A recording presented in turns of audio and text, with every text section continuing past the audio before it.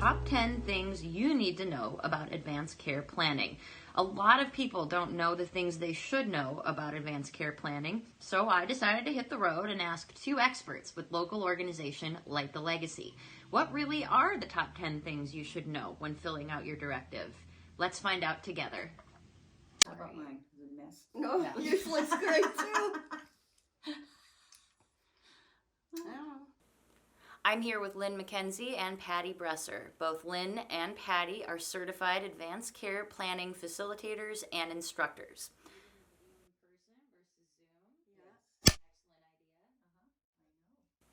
I'll start with you, Patty. What exactly is advanced care planning? Advanced care planning involves learning about types of healthcare decisions that might need to be made, considering those decisions ahead of time, and then letting others know your preferences. These preferences are then put into a healthcare directive, a legal document that goes into effect only if you are unable to speak for yourself. This could be the result of something like COVID-19 or a severe injury from an accident. It helps others know what kind of healthcare you want. This process is for all adults, 18 years and older. Healthcare directives are free, and you don't need an attorney to complete one.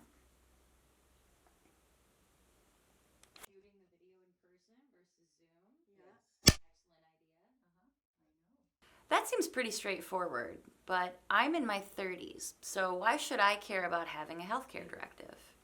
Oh, let me take that one. So, Abby, tell me, what does a good day look like to you? What does living well look like? Well, a good day for me would probably be being out in nature, probably in a state park on a gorgeous fall day, walking my two chihuahuas, Ziggy and Tiago. And I don't think I'd go back inside until it was dark out. So, Abby, if you could take your chihuahuas to the state park you talked about on a beautiful fall day, what types of medical interventions would you want or not want based on your definition of a good day? Wait a minute, I thought I was interviewing you. But your point is well taken. I guess defining what living well means to me will help me identify what kind of medical care I would or would not want. Exactly.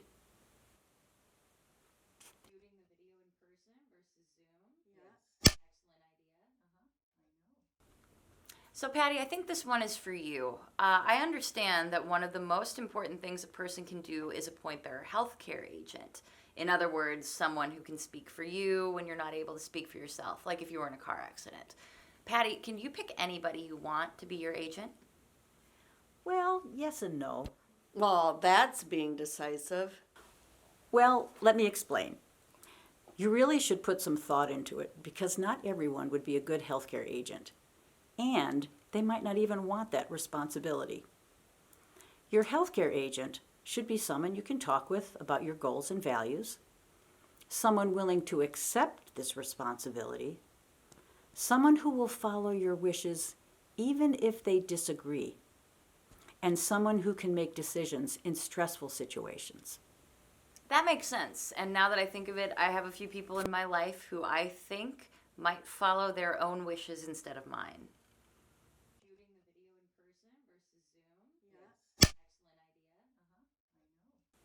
So can I actually change my healthcare directive if I change my mind on who I want to be my agent? I've got this. Of course, you can change your mind at any time and for any reason. A good way to look at it is the 5 Ds. Okay, I'll bite. What are the 5 Ds? That's easy. The first is decade. Anytime you move from one decade to another, from 20s to 30s, 30s to 40s, etc., take a look at your healthcare directive. Second is divorce. If you're going through a divorce or another major family change, a good time to review your healthcare directive. The third is a death. If there's a death in your family or of someone who's very close to you, a good time to review. The fourth is diagnosis. If you receive a new medical diagnosis, go ahead and take a look at your healthcare directive and be sure that it still will meet your needs. And the fifth is decline in health. If you find over time that you're not feeling as well, not as robust as you had been, a good time to review your healthcare directive. And those are the 5 Ds. 5 Ds. That's a clever way to be reminded. I think I can remember that. Shooting the video in person versus Zoom. Yes. Excellent idea. Lynn, I'm curious about something.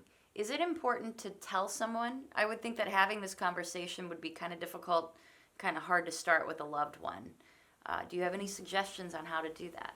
Sure, it's important to have the conversations with multiple people. For example, your healthcare agent, your provider, maybe other family or friends that are in your circle that you would like to share your healthcare directive with.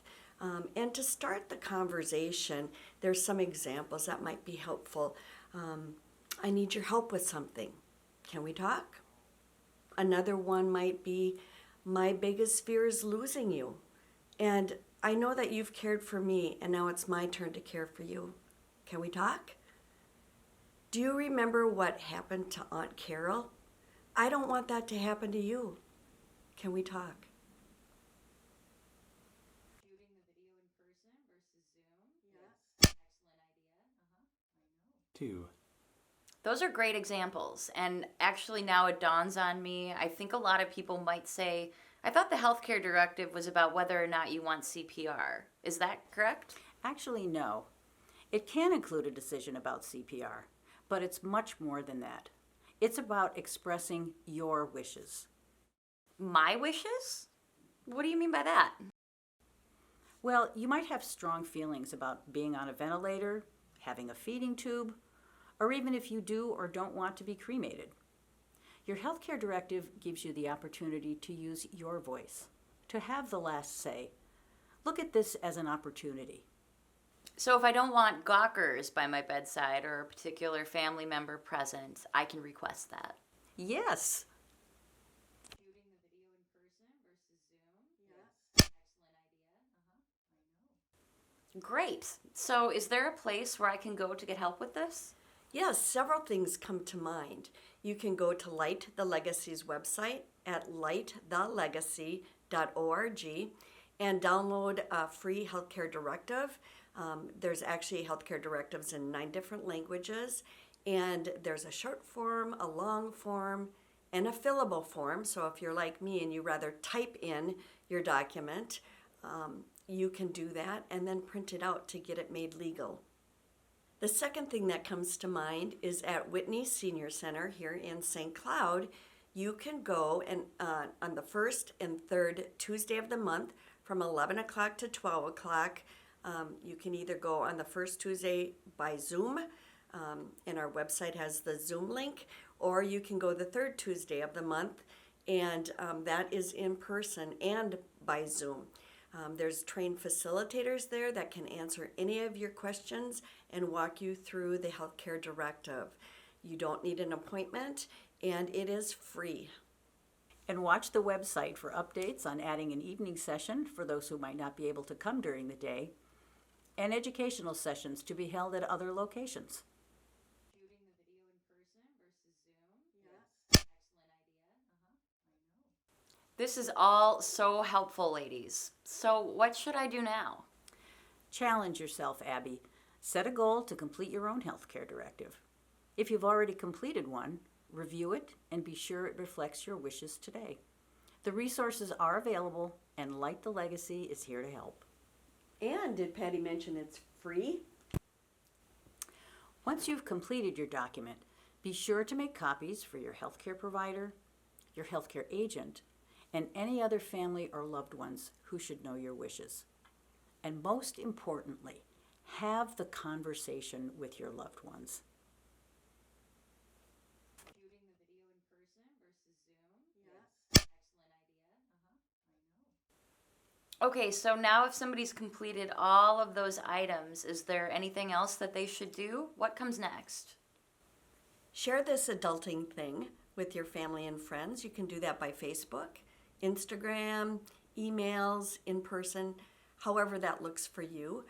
And challenge them to fill out their healthcare directive and say that they did it too. especially during this past year with COVID, the pandemic. Life happens, and so we want to be prepared, and you want your family and friends to be prepared as well.